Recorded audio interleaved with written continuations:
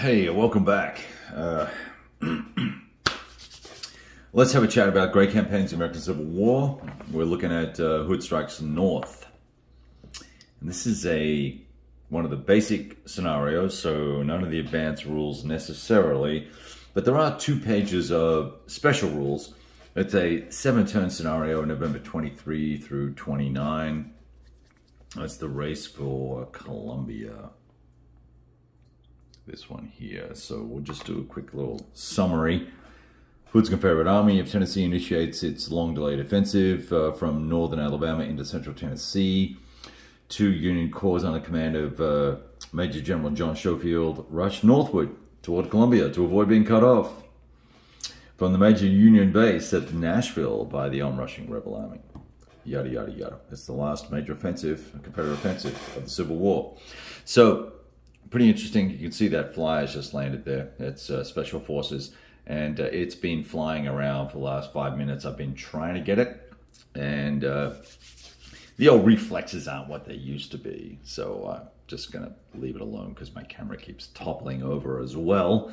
And what I thought I'd do, because I've played several scenarios now of great campaigns of American Civil War. Some I've played to completion, others I have abandoned, and others I have given up on in frustration. And in this particular instance, I think we've got a nice balance here. It's a 7-turn scenario.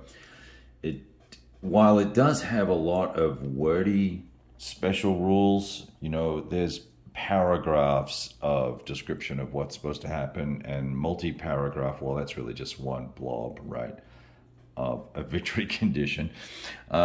It's relatively easy to discern, which by no means means that I'll play it correctly, but it means we're going to have a go at it.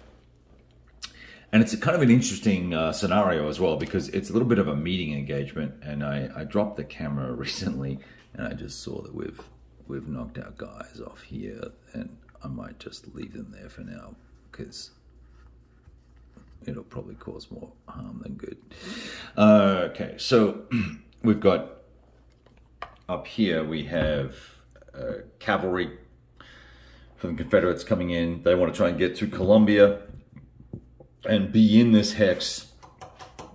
Excuse me, we had Mexican food for Mother's Day, and it is not agreeing with me. It's supposed to be super expensive and good, not so much. So Columbia, so these guys got to get in there within 4 turns, or someone has to be in there within 4 turns to pick up some bonus VPs that will negate VPs that the Union will accrue. See, look at that fly. He is just on it. Look at that guy. I want to get him so bad. Let me pause the camera. I may have to take care of this nonsense. I'll be back. All right, looks like he lives to fight another day. So where were we? So VP, a benefit for the Confederates there that affects the Union. Now, the big VP accumulation for the Union is moving these 3 wagon trains and 5 divisions up the pike into, so all this way in 7 turns, to Franklin or Nashville, if you have units in Nashville, either or of these 2, or within a certain number of hexes or movement points, depending on whether you're on the pike or not on the pike. This is a pike, the Black Road. Let me see if I can actually zoom in. And I'm moving the map here. I've got the map on a picture frame, so it's bouncing around on the table a little bit, so my apologies. Try and set this steadily. Here you can see there's the pike, and then the red road is a railroad, and then the thinner black lines, these are roads. Here, you can see these here. I've got zoomed in so you can see, but this is a pike, so higher movement rate, etc., etc. So anyway, and then of course there's the standard VPs that if the Union lose a step, cost them 2 VPs. If the Confederates lose a step, the Union gain 3 VPs. So it's a pretty interesting sort of a meeting engagement. There's Confederate forces that come on starting turn 2, but you've got to roll for all these guys to come on. And they come on in a certain order. and that is going to impact how things happen. And they all come on with a fatigue 1 as well, fat 1 starting. There's movement restrictions for these guys as well in terms of consolidating forces, because there's units here, there's commanders here that are broken up into smaller packets of force. So overall, pretty interesting. The Columbia situation, they only have 2 strength points there, but they are in breastworks, I believe, unless that bounced down. It's supposed to be a 4x2. I'm not sure now. I'll have to check that.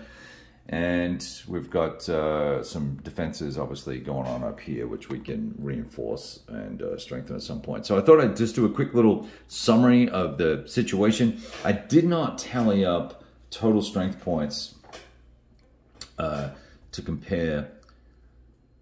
And I'm just looking real quick here to see if I can give you a rough estimate. Yeah, there's definitely a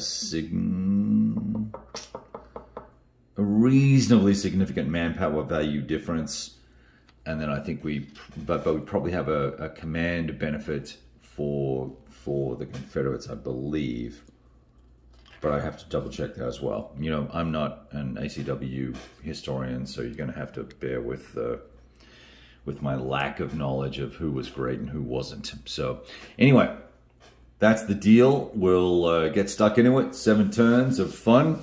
And we'll see, we'll play this through on this beautiful map and these wonderful white core counters, which I really like these, because I just like white core on counters versus the gray stuff. Very pleasing to the eye. All the best. Talk to you soon.